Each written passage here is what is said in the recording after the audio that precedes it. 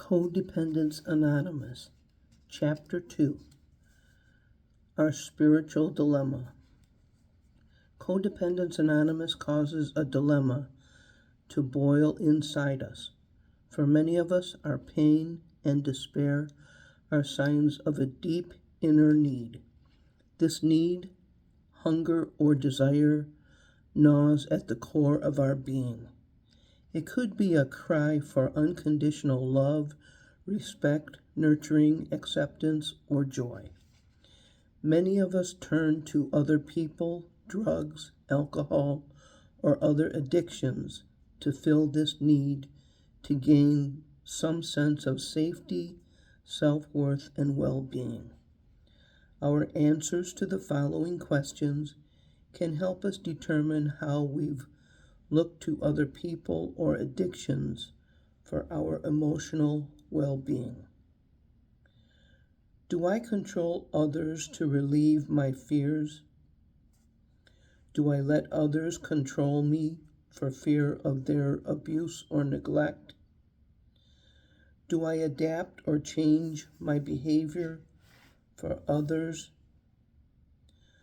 Do I validate my value and worth as a person through them? Do I avoid others in order to feel safe? In Coda, we learn that our self-worth and well-being come from our higher power. When we attempt to codependently control or manipulate others, we turn ourselves into a higher power to maintain our sense of safety and well-being. When we codependently avoid others, as well as adapt or change our behavior for others, we give them, instead of our higher power, this control and strength. As we turn ourselves into a higher power or give this power to others, we leave little room for our higher power to work in our lives. This is our spiritual dilemma. The following paragraphs describe how our spiritual dilemma may involve control and avoidance, especially when circumstances become stressful. Controlling people and circumstances. Many of us take pride in controlling circumstances and those around us. If we think we might be abandoned, abused, or neglected by others, we label them as the problem and manipulate them. Specifically, we may over-control our mates, children, family members, friends, or associates by dominating them. Another way we control them is by being nice, passive, or quiet for long periods of time. Then, when fear or other feelings overwhelm us, we rage, isolate, or allow others to act out our feelings for us. We become a higher power when we control others to any degree, either quietly or aggressively. We may even reinforce our control with an attitude of arrogance, authority, or prejudice. We value others' beliefs and behaviors as foolish, selfish, or worthless. We establish ourselves in a better-than position. Our way is the only way we think. In giving the power of our higher power to other people, we may seek others' approval, often to the point of abandoning our own needs and desires. We live in fear of those we put in power. We dread their anger or disapproving looks. We fear their disappointment, avoidance, or control. In essence, we lose our sense of self, or never gain it, because we become obsessed with their attitudes and behaviors toward us. Avoiding people and circumstances. Some of us may fear others so much that we avoid any degree of closeness or intimacy. We work hard to prevent placing ourselves in a vulnerable position. We become skilled at hiding our fears, especially when things seem out of control. We may remain silent even when we experience injustice or abuse. We may fall into martyr roles or act helplessly to avoid confrontation or accountability. We may place ourselves in a subservient position and judge ourselves harshly. We may believe we're not acceptable enough to live a life with relationships, purpose, or happiness. Our codependence worsens. Our fear and shame overwhelm us. We control and avoid others even more. But these behaviors are temporary fixes. Our fears always return, and our shame is ever present. Many of us seek false gods. We numb our feelings with alcohol, drugs, food, sex, or work. These often turn into chronic addictions and compound our problems. None of them provide us freedom or peace. Regardless of whether we position ourselves as better than or less than, as a controller or avoider, we behave in self-centered ways. Equality is lost. What drives our need to control and avoid others? Many of us ask, aren't some of these behaviors healthy? The answer can be found in the motivation for our behaviors toward ourselves, others, or our higher power may be appropriate if they are by choice with healthy boundaries. For example, we may leave the premises of a person who is verbally or physically threatening us.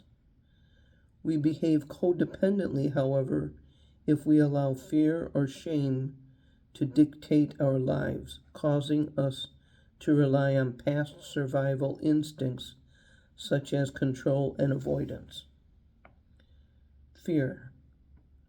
For many of us, fear is our guardian.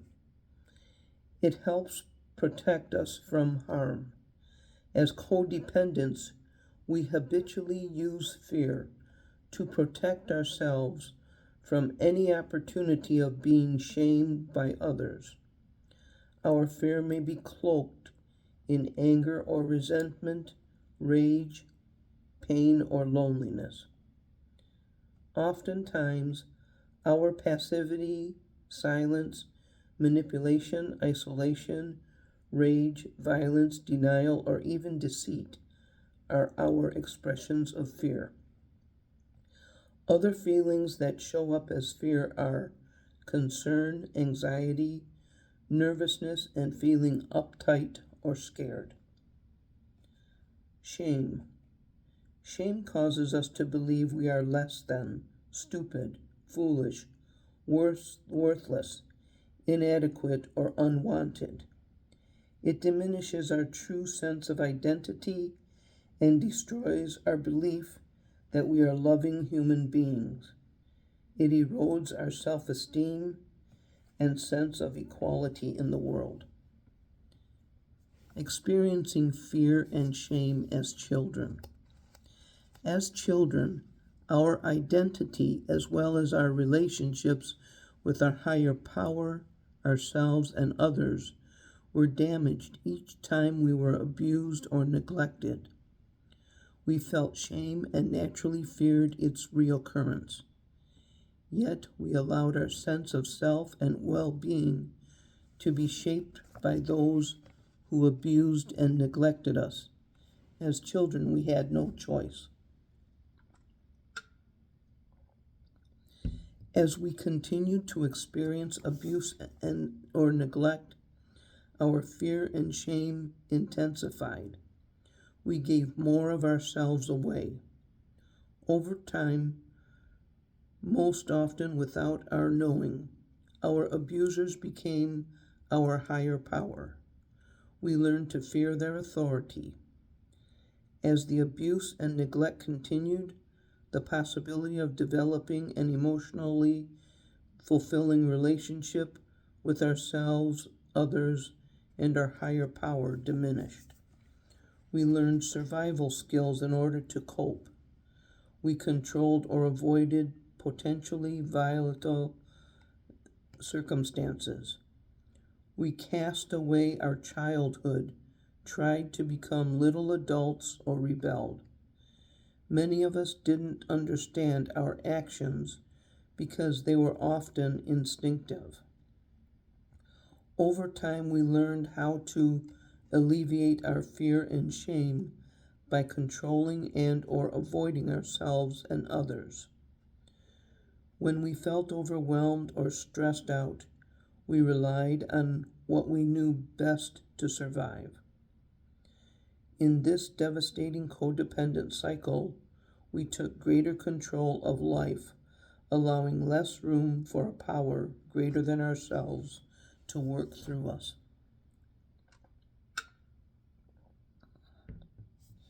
Continuing this behavior as adults. Without some form of help, we carry these emotional conflicts and survival patterns into our adult lives. We hope to find peace and happiness and leave the past behind, but instead we recreate similar or opposite circumstances in our adult relationships. Neither extreme is healthy. We unknowingly transfer the characteristics and power of our childhood abusers to significant people in our lives today. Sometimes we transfer abusive characteristics to our higher power too. In our adult relationships, we fearfully guard against any sign of shame, abuse, or neglect. We become manipulative or avoid other people and circumstances. This fear can grow stronger than the shame itself. It forms a shaky foundation for relationships. We continue to draw others near us, hoping for intimacy, but when they get too close, we push them away because of our fear of shame. Building our own concept of a higher power. Many of us participate in organized religions or learn various doctrines and concepts of God or a higher power. Some of us may hope to cleanse our sense of shame by living righteous lives. Even controlled behavior change combined with our religious beliefs are not enough. Our motives may be virtuous, but we're still emotionally bound to the abusive, neglectful people in our lives, most deeply those from our childhood. Some of us are atheists or agnostics. Organized religion may remind us of an abusive, authoritarian God. Some of us may be angry at our higher power for the negative experiences we faced, or we may discover we've been angry at this higher power for years but didn't know it. Some of us believe we're undeserving of God's love or grace. We must ask ourselves, is my life filled with honesty and serenity? Am I working toward a safe, healthy, and loving relationship with my higher power, myself, and others? Most often we say no. Our fear and shame drive us to behave in devastating ways. Wherever our codependent course takes us, we find we're left with no other recourse than to seek a safe power greater than ourselves, one that can restore us to sanity. To continue recovery, we must be willing to consider this endeavor. If we haven't experienced a higher power before, our concept of a safe being can begin to take shape. If we already have a relationship with God, we can help strengthen it. Whatever our past beliefs, we can begin building a spiritual foundation for our program of recovery. Beginning the journey of recovery from codependence. In our codependence, we excessively place our faith and hope in ourselves, our mates, our children, relatives, and friends, even our careers and lifestyles. We do this for our safety, value, worth, and well-being. In recovery, we learn to build faith and hope and progressively surrender our lives to the care of a loving higher power. We learn to let go of our controlling and avoidance behaviors to resolve our feelings about what we do and to emotionally detach from those on whom we compulsively rely. Some of us gladly reach for our higher power's hand. Some of us reach in desperation. Some of us realize that our ability to trust anyone or anything has been so greatly diminished that it may take time. We need to feel some sense of safety. We may have to act as if we have faith until it becomes a reality. Many of us pray or meditate when our fear is so overwhelming that we're unable to surrender even a small part of our will or our lives to our higher power.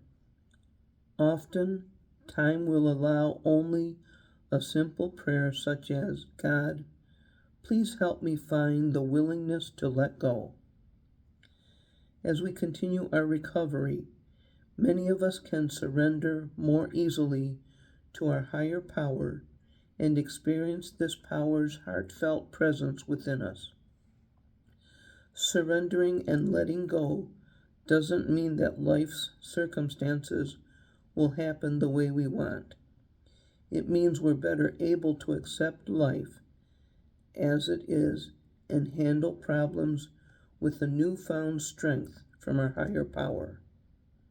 This enables us to experience a growing personal empowerment and a humble yet truer self-esteem. We learn that our higher power doesn't create bad people. Goodness dwells within us all, even those responsible for the broken promises and betrayals, abuses, hurts, and fears of our past. It's possible to love these persons, yet not condone their negative behaviors. We can even love and forgive ourselves. In our own way, we're all learning how to love and be loved. Even with our higher power's help, none of us loves or lives life perfectly. Our humanity continues to evolve. We begin to realize that perfectionism is merely an illusion. Over the long haul, we make many mistakes and at times slip into our former codependent behaviors. When we're unable to maintain our emotional balance, strength, or self-esteem, we reflect on the work we must do and that recovery is a lifelong process. We remember that comparing our progress with others is self-defeating, Each of us is learning at our own balance and pace. To keep our relationship with our higher power in perspective, we find it helpful to prioritize our relationships. Our relationship with our higher power must come first. Once we establish and begin to develop this relationship, we're better able to develop one with ourselves. As the relationships with our higher power and ourselves gain in strength and balance, we begin to heal and develop loving relationships with others. When we accept a healthier priority for our close relationships, we allow our higher power to work in our lives. We draw on strength that far exceeds our own. As we continue to strengthen our relationship with our higher power throughout our recovery, our overwhelming tiredness, depression, anxiety, despair, and hopelessness are replaced with an increasing strength and resiliency. Step by step, our fear of shame diminishes. Our childhood wounds and feelings progressively heal. We experience richer encounters of prayer and meditation. It becomes easier to let go of our control and avoidance behaviors and to allow our higher power to guide our life's journey. The miracles of recovery unfold. Loving relationships with our higher power, ourselves, and others improve and evolve. We begin to feel more assured that our deepest needs will be cared for. We don't turn as often to other people or to an unhealthy lifestyle to satisfy our spiritual hunger. Like the light of dawn, our higher power's will radiates through us with reassurance and trust.